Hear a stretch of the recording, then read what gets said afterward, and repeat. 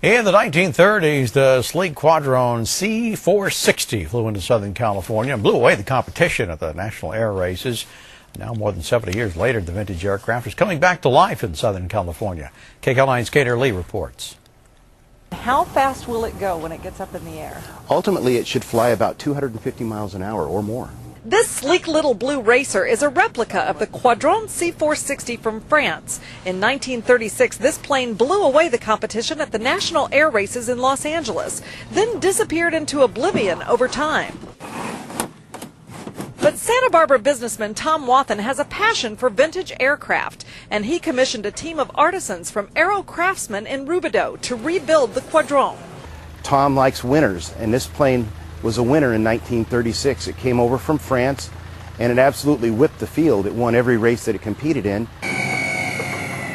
It's taken 2.5 years and thousands of painstaking man-hours to resurrect the aircraft using old schematic drawings and photos. These were experimental airplanes, and they pushed the technology along so fast.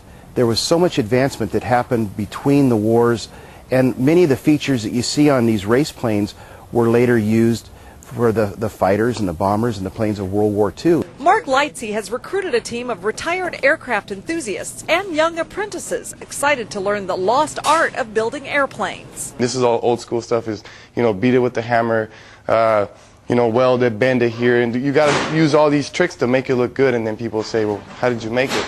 It's up to us to try and pull in as many young people that have talent that we can, so that this trade goes on and the airplanes continue.